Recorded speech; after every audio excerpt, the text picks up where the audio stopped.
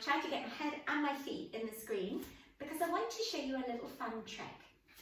If you turn your toes out like a ballet dancer, when you think about your pelvic floor muscles underneath and you try to do those squeezes that everybody tells you to do when you've had a baby or if you're trying to improve your bladder control, you should find with your feet turned out that you favour the back passage, the anal sphincter, the same muscles you've used all your life anytime you want to stop wind. So have a couple of squeezes there. Squeeze the back passage, let go. Squeeze the back passage, let go. And I hope you'll feel that this position really biases towards that space. It's not your glutes, it might be a little bit of tummy, but mainly you're thinking right round the back. I often say, imagine you're having tea with the Queen, but you had baked beans for lunch and you're feeling like that might have been a horrible mistake. And I want you to do 5 really good squeezes at the back. So squeeze, release. Squeeze on purpose like you're stopping wind, release. The anal sphincter tightening and properly letting go. 2 more. Squeeze, release. We're not trying to hold it, we're just doing powerful squeezes. Squeeze, release. Great. Now turn your toes in more like a pigeon. And you should find that if you now think about your pelvic floor, that's same as what we were just doing, but it should be much more biased towards the front.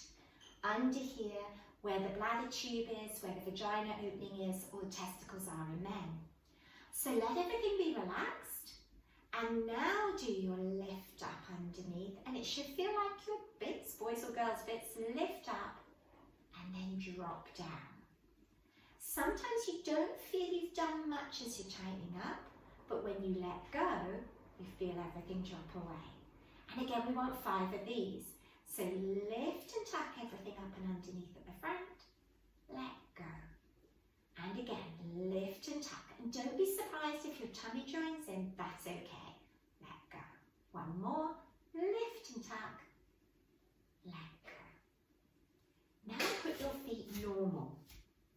And a proper pelvic floor squeeze is both those things at the same time.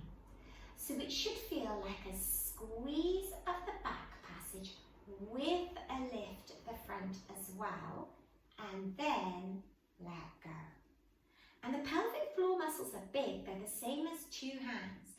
So you've got to think squeeze at the back, lift at the front, and even a little bit of a sense of edges tucking in as well. Relax.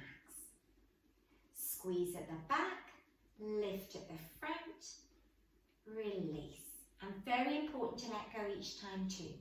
Squeeze at the back, lift at the front. Don't worry if you get a bit tummy, that's fine. Let go. And 1 more. Squeeze at the back, lift and tuck the front like you're trying to stop a wee. Hold, let go. And when you've done 5 squeezes with your toes turned out, thinking about the back, 5 with your toes turned in, thinking about the front, and 5 with your toes straight, you've done 15 really good pelvic floor squeezes. And that's much more effective than every now and then doing a few bitty ones here and there. We want 5